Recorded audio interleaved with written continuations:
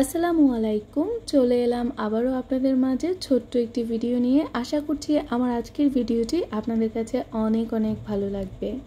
কাছে এবং দূরে, দেশ এবং দেশের বাইরে যে যেখান থেকে আজকের ভিডিওটি দেখছেন, আশা করছি আপনারা সকলেই আল্লাহর রহমতে অনেক অনেক ভালো আছেন। আমরা আলহামদুলিল্লাহ অনেক অনেক ভালো আছি।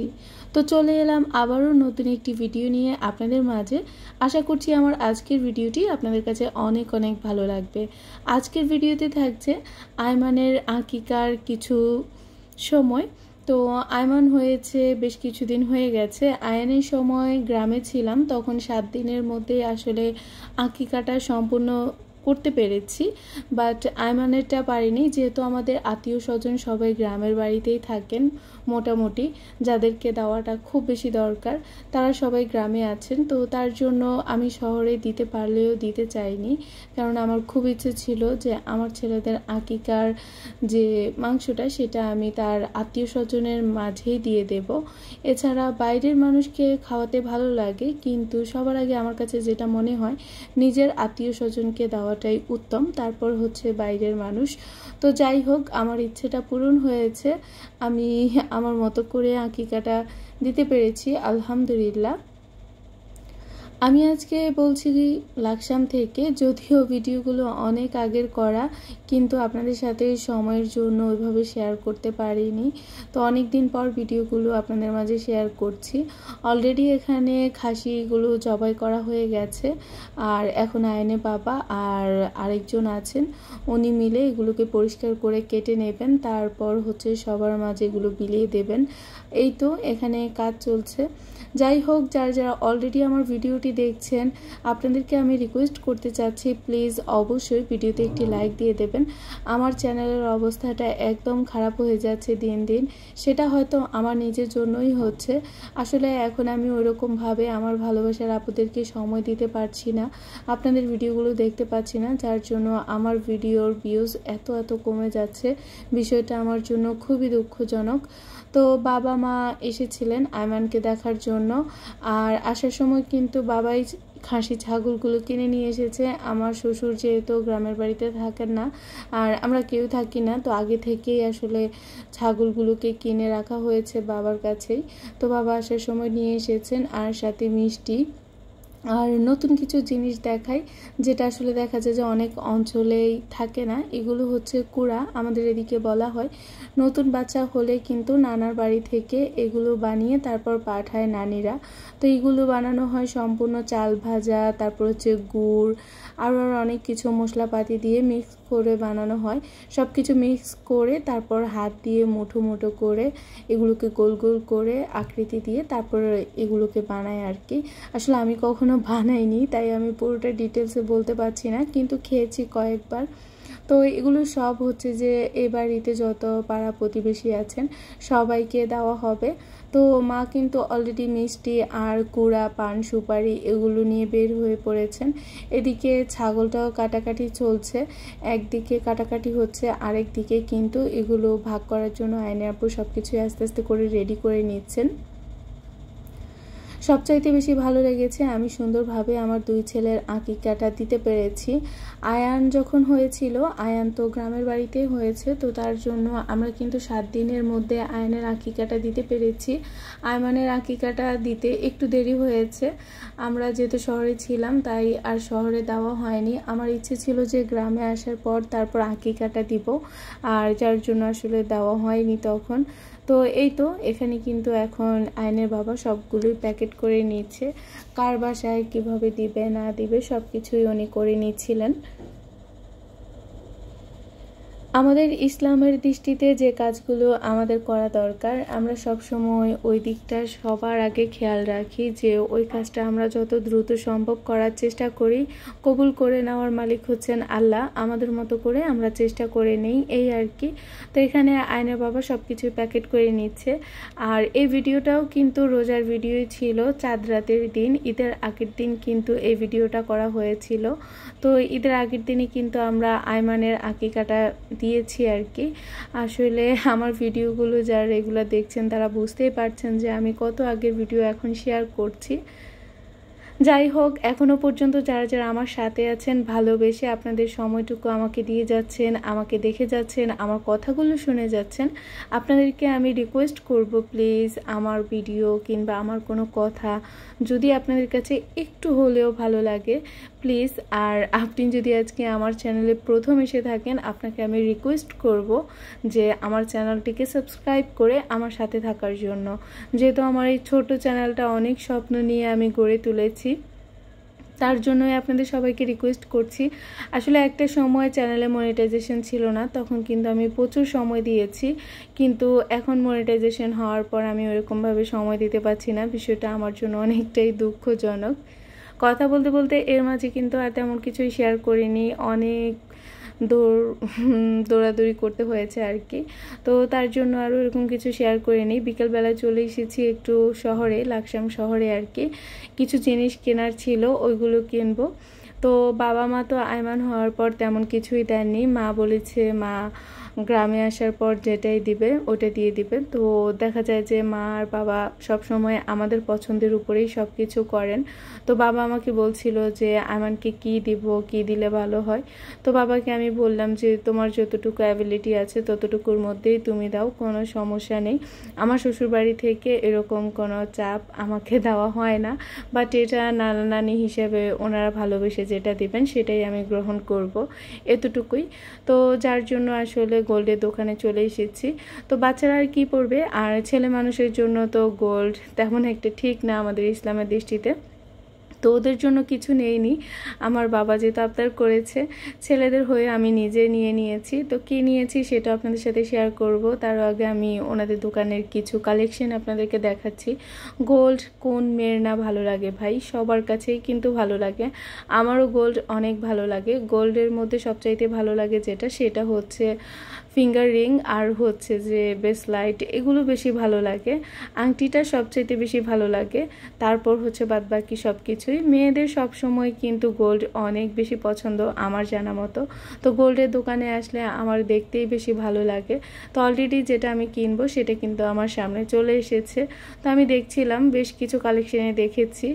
আর দেখা যায় যে গোল্ডের দোকানে আসলে সব কিছুই ভালো লাগে, তবে ভালো লাগলে তো সব কিছু নিতে পারবো না, তাই না?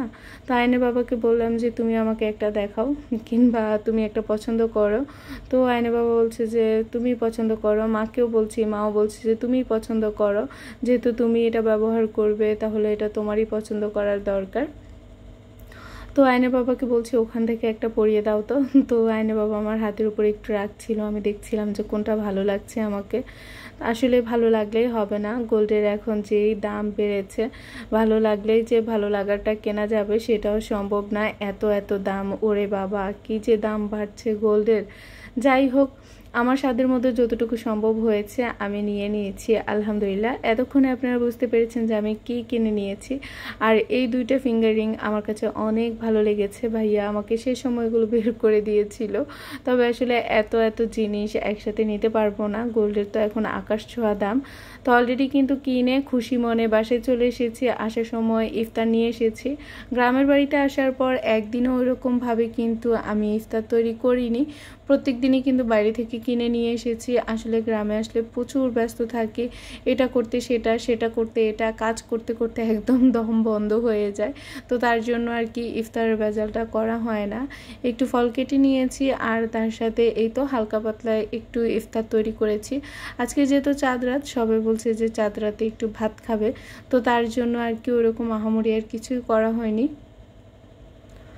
এই জুসগুলো আমার পছন্দ না, আমার কাছে মনে হয় যে এগুলো কীভাবে না কীভাবে বানায়, তো তার জন্য কিন্তু এগুলো আমি খুব একটা খেতে চাই না। বাসে সবাই যদিও একটু একটু আমাকে জোর করে খাওয়ার জন্য, বাট আমার কাছে কেন জানি না এগুলো ভালো লাগে না। তো সবার সাথে বসলে তো একটু হলেও খেতে হবে, না হলে আবার সবার মন খারাপ হয়ে যাবে। তো সবার সাথে বসলে একটু খাওয়া হয়, এই আর কি। তো আলহামদুলিল্লাহ সুন্দরভাবে কিন্তু আমাদের রোজাগুলো কেটে গেছে। আবারও নতুন আরও একটা বছর আমরা অপেক্ষা করব রমজান মাসের জন্য। রহমতের মাস, বরকতের মাস চলে গেল কত সুন্দরভাবে, তাই না?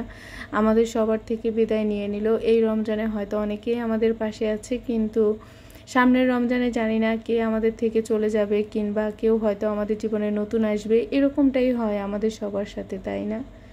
তো যাই হোক, অনেক দিন পর কিন্তু আমি মেহেদি লাগাতে বসেছি। আমি একটা সময় অনেক ভালো মেহেদি লাগাতে পারতাম, কিন্তু বিয়ের পর কেন জানি না আমার কাছে আর মেহেদি লাগাতে ভালো লাগে না, আমি নিজেও লাগাই না। তার জন্য দেখা যায় যে এখন আস্তে আস্তে আমি ভুলে যাচ্ছি। আর আয়ানও কখনো আবদার করে না, কিন্তু আমি দেখছি যে এবছর বাচ্চাদের সাথে ও আবদার করছে। তো গ্রামের বাড়িতে দেখা যায় যে পাশের বাড়িতে দেবর থাকে, ননদেরা থাকে, ছোট ছোট, ওরা আবদার করে যে ভাবি একটু মেহেদি পরিয়ে দেন। আর দেখা যায় যে এই বাড়িতে বড় বউ কিংবা বউ হিসেবে আমিই আছি, তো তার জন্য বাচ্চাদেরকে আমি তো লাগিয়ে দেব। তো এই তো আমি কিন্তু বসে পড়েছি। খুব একটা সুন্দর হয়নি, তবে যতটুকু সম্ভব আমি করেছি। দেখা যায় যে আমি কয়েক বছর পর মেহেদি দিতে বসেছি, যার জন্য আমার হাত একদম কাঁপা কাঁপা একটা ভাব। তো একটু সুন্দর করে লাগানোর চেষ্টা করছি, বাট ওইরকম সুন্দর হয়নি। কিন্তু আমি অবাক হচ্ছি যে আমার ছেলেও কিন্তু আজকে মেহেদি দেওয়ার জন্য ওদের আগ্রহে বসে আছে। তো ওকে আমি বলছিলাম যে বাবা ঠিক আছে, আমি আগে ওকে লাগিয়ে দেই, তারপর তোমাকে লাগিয়ে দেব, এই আর কি। তো চাঁদ রাতের কিছুটা সময় আমি ধরে রেখেছি। আসলে এগুলো আমার জন্য অনেকটা স্মৃতি হিসেবে থাকবে। আমার কাছে খুব ভালো লাগে। আমি যখন আমার আরও 2 থেকে 3 বছর আগের ভিডিওগুলো দেখি, তখন কিন্তু আমার খুব ভালো লাগে, অনেক কথা মনে পড়ে যায়, অনেক কিছু ভুলে গিয়েছি, কিন্তু যখন ওই ভিডিওগুলো দেখি তখন দেখা যায় যে ওই কথাগুলো মনে পড়ে, খুব ভালো লাগে আমার কাছে। তো এই তো আমার এই স্বপ্নের চ্যানেল, শখের চ্যানেল নিয়ে আমি আছি। জানি না কতদিন এভাবে চলবে আর কতদিন বা আমি ধৈর্য ধরে এই চ্যানেলটাকে চালিয়ে যাব। তবে অনেক কষ্ট করে এই চ্যানেলটাকে আজকে এই জায়গায় নিয়ে এসেছি। মানুষ দেখা যায় যে মনিটাইজেশন হওয়ার আগে খুব স্লো থাকে, আর আমার অবস্থা হয়েছে আমি যখন মনিটাইজেশন করিনি তখন খুব স্পিডলি কাজ করেছি ইউটিউবে, কিন্তু এখন যখন মনিটাইজেশন পেয়ে গেছি তখন একদম স্লো হয়ে গেছি, আপনাদেরকে সময় দিতে পারছি না। আর কেনই বা সময় দিতে পারছি না সেটাও আপনারা যারা আমার রেগুলার ভিডিও দেখেন তারা অবশ্যই জানেন। পুরো ভিডিও জুড়ে আমি অনেক বকর বকর করেছি, আর বেশি বকর বকর করবো না। অলরেডি আমার মনে হচ্ছে যেন আপনারা অনেকটা বোরিং হয়ে গেছেন, তো আপনাদেরকে আর বোরিং করব না। আপনারাও ভালো থাকবেন, আমার জন্য দোয়া করবেন, আমার পরিবারের জন্য দোয়া করবেন, আবারও যাতে করে সবার সাথে একসাথে এভাবে আনন্দে ঈদ কাটাতে পারি সেই দোয়াটা সবাই করবেন আমাদের জন্য। আরেকটা কথা, এবার কিন্তু সবাইকে নিয়ে ঈদ করতে পারিনি, বাবা ছিলেন না, বাবা কিন্তু আসতে পারেননি, বাবাকে ছাড়াই এবার একা একা আমরা ঈদ করেছি। ইনশাল্লাহ সামনের ঈদটা যাতে করে আমরা সবাই একসাথে থাকতে পারি সে দোয়াটা আপনারা সবাই করবেন। তো এই তো এখানে আমি প্রথমে আমার ছোট্ট একটা দেওরকে মেহেদিটা লাগিয়ে দিচ্ছিলাম, তারপর কিন্তু আমি আয়ানকেও মেহেদি লাগিয়ে দেব। অনেক অনেক কথা বলেছি, আমার এত এত কথার মাঝে আমি জানি আমার অনেক কথা ভুল আছে, অনেক কথায় অনেক অনেক ভুল হয়েছে। আমার সেই সকল ভুলগুলো আপনারা সবাই ক্ষমা দৃষ্টিতে দেখবেন, ভালোবেসে আমার ভিডিওটা দেখে যাবেন। আমি এখানে আয়নকে জিজ্ঞেস করছি যে তোমাকে কোথা থেকে কোথা পর্যন্ত লাগিয়ে দেব, তো আমাকে বলছিল যে আম্মু আমাকে এখান থেকে ওখান পর্যন্ত লাগিয়ে দাও। তো আমি তো অবাক যে এখান থেকে এত উপর থেকে লাগাবো। ও বলছে যে হ্যাঁ আম্মু আমাকে একদম এখান থেকে লাগিয়ে দাও। তো ছেলের আবদার কি আর করব, তাই ছেলেকেও সুন্দর মতো বসে বসে লাগিয়ে দিয়েছি। আর ছেলের বাবা তো খুব খুশি যে ছেলে একটু আগ্রহ প্রকাশ করেছে। ও ভাবতো যে এটা হয়তো কোনো ময়লা, কিন্তু যখন বুঝতে পেরেছে যে এটা থেকে একটা রং হয়, স্টিকারের মতো হয়, তখন থেকে ও লাগানোর জন্য অনেকটা আগ্রহ প্রকাশ করছে। আসলে এই মেহেদিগুলো দিতে অনেক ভয় লাগে, আর গ্রামের বাড়িতে দেখা যায় যে ভালো মেহেদিগুলো পাওয়া যায় না। আর আমি যেহেতু আগের থেকেও অনেকটাই কম মেহেদি পরি, তার জন্য ওইরকমভাবে প্রিপারেশন নিয়ে ঢাকা থেকে মেহেদি নিয়ে আসিনি। তো গ্রামে যেটা পেয়েছে আয়নের বাবা সেটাই নিয়ে এসেছে। তো এই তো আমি আয়নকেও মেহেদি পরিয়ে দিয়েছি, কেমন হয়েছে অবশ্যই জানাবেন। খুব একটা ভালো হয়নি, একদম পচা হয়েছে, আমি নিজেই বুঝতে পারছি। তো ছেলে তো মেহেদি দিয়েছে, আর ছেলের বাবা কি যে যত্ন করছে ছেলের, একটু পরেই দেখবেন যে কতটা যত্নে ছেলের মেহেদির রঙটা ধরিয়ে দিচ্ছে। ওর হাতের রঙটা যাতে করে ভালো করে ধরে তার জন্য ওর বাবা চার্জার প্যান হাতে দিয়ে রেখেছে। তো আজ আর ভিডিওটা বড় করছি না, আজকের মতো আমি এখানে বিদায় নিচ্ছি। ইনশাল্লাহ আবারও দেখা হবে, সে পর্যন্ত সবাই ভালো থাকবেন, সুস্থ থাকবেন। আল্লাহ হাফেজ, আসসালামু আলাইকুম।